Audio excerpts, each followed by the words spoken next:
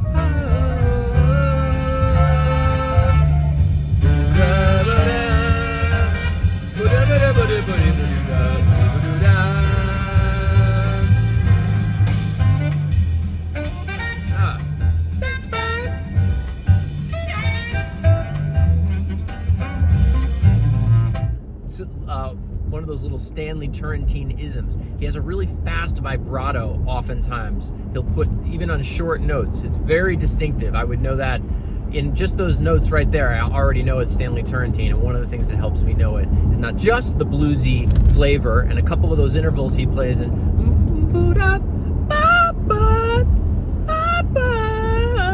That's a great one.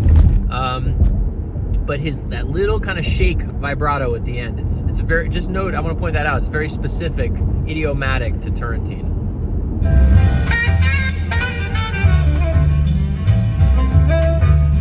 Nice.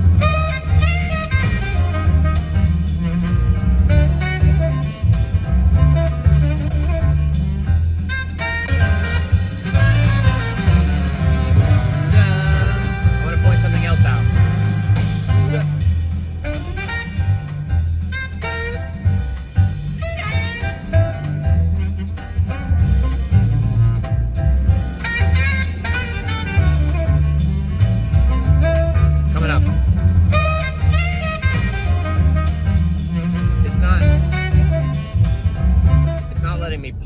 But he also does this thing that I would call idiomatic to Stanley Turrentine. He'll do it on, I can't do it while I'm driving, but like forked E. It's like if you play forked E and then you kind of flutter 1, 2, and 3 in your right hand on tenor, obviously, it creates this kind of overtone-ish false fingering thing on high E. Turrentine does that quite frequently. So let me see if I can get back to that.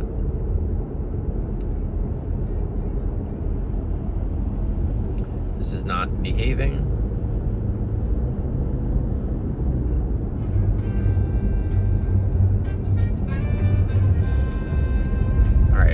back to the top. The mechanism in the car is it's being finicky because I'm trying to record the video while listening to the audio, I think. All right, I'm not going to pause this time.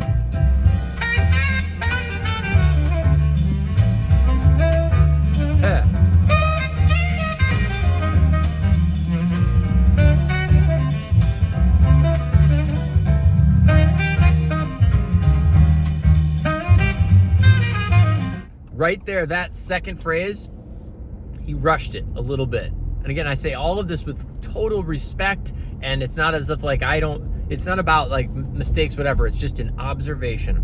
The phrase is all feeling good to me. Everything's feeling good. And then this one phrase felt a little bit ahead of the beat to me, and it kind of took me out of the groove. So I filed that away. I was like, just watch out. You got to stick with this. Boom, boom, boom, ba, boom, ba, ba, ba, ba, ba, let it be better,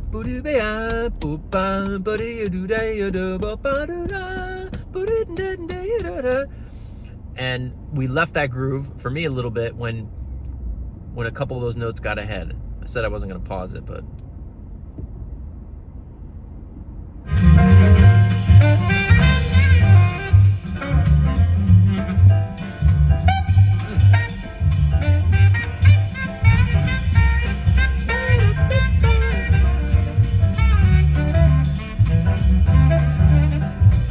he uses that phrase quite often. You're going to notice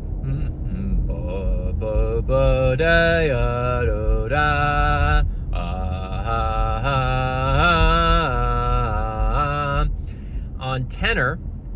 That's gonna, I believe, I don't have perfect pitch, so hopefully I'm not mistaken about where we are in the form.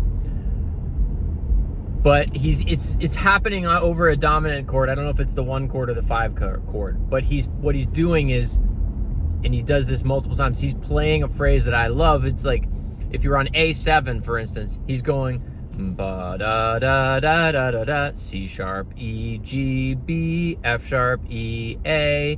In other words, he's going up to the 3rd chord tone, the 3rd of the chord, and he's building a new 7th chord from that 3rd. So in essence, he's going 3, 5, flat 7, 9, 6, 5, 1. But if you think of it another way, right, and those of you who are veterans of the studio, you know what I'm talking about here. He's putting C sharp minor 7 flat 5 or C sharp half diminished over the chord A7. Or if it's over E7, he's doing what? G sharp minor 7 flat 5, G sharp, B, D, F sharp, C sharp, B, E. Or again, it's happening. I think it's happening over A. No, I think I was right. It was over. I mean, I think I was right the second time. I think it was over E. There it is again.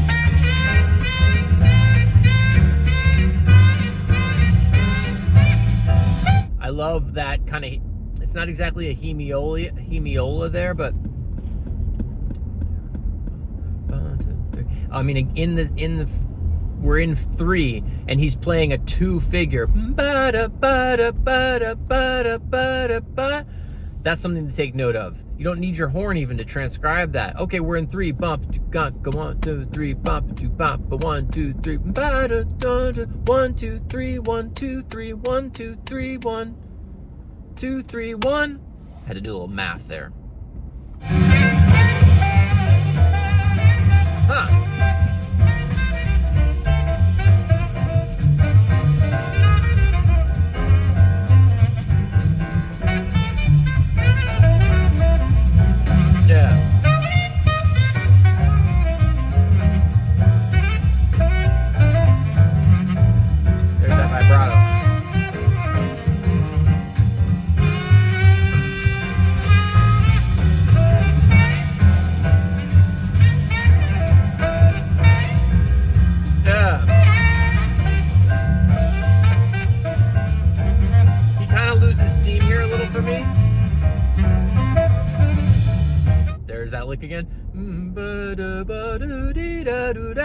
So listen for it, understand it, and then you're going to start to notice it all over the place.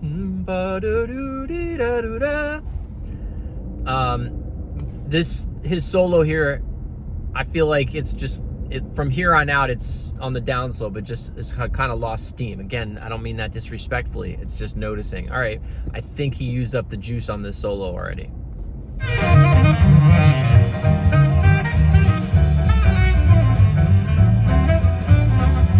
There it is again. Now it starts to become redundant.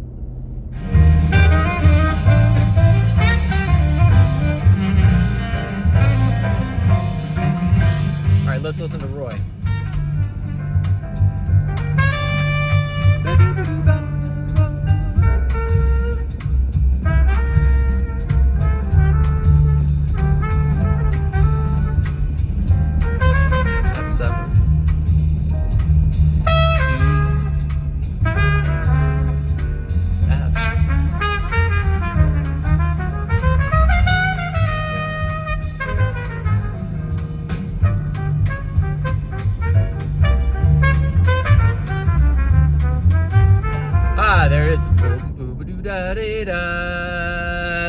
You hear that resolution to the 4 chord right there? That's a great little moment to observe and steal and, you know, just kind of file that away. Ooh, we're on a blues. We're going into the 4 chord. There's that resolution.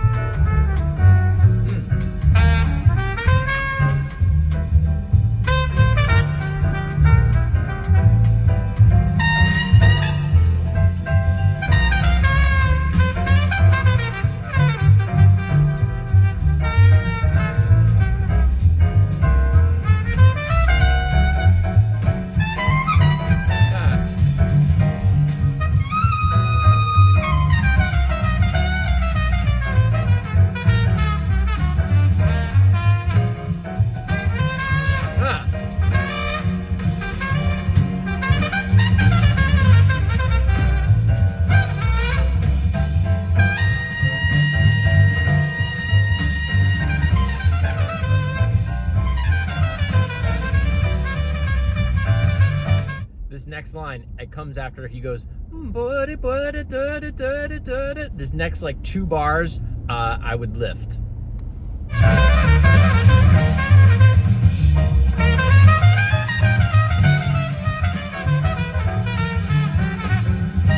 That part, that whole section, which is happening over in tenor trumpet key, like F7 to E7, on that part of the phrase. Check that out. I don't want to rewind it on here because it's too finicky, but that part where I just paused after he goes that's a really cool line.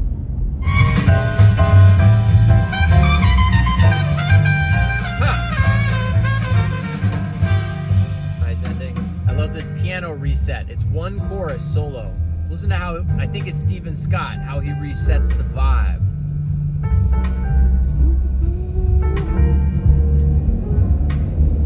Simmering. You hear that ride cymbal ringing out.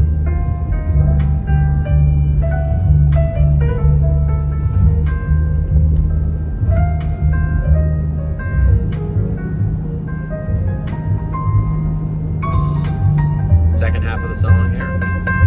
The song is A-B-A-C form-wise. 4 chord. And he's only got a little time here. He's got to change it from a simmer to getting ready to boil again. Here it comes. It's coming right up. 1, 2, 3, 4, and 1, 2.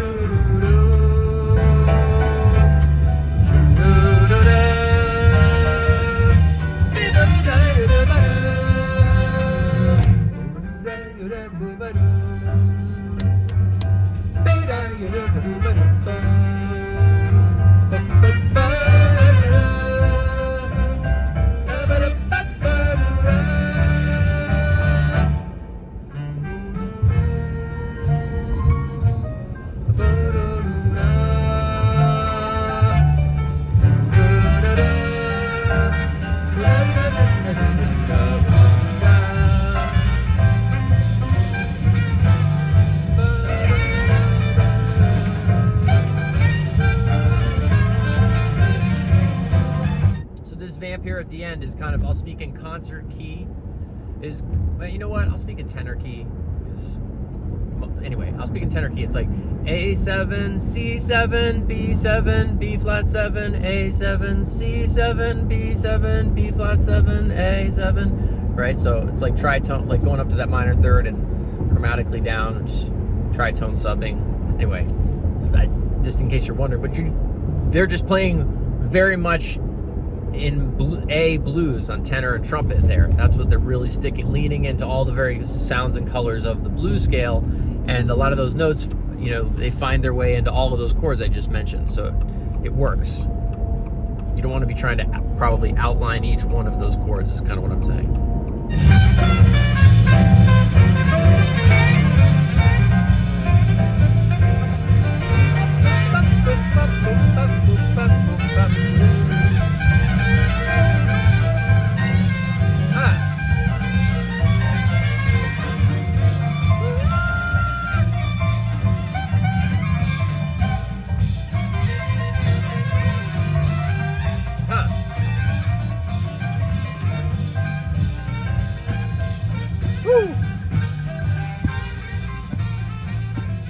Yes, that is what I'm talking about. Soppin the Biscuit. So fun. All right, have a blast with this.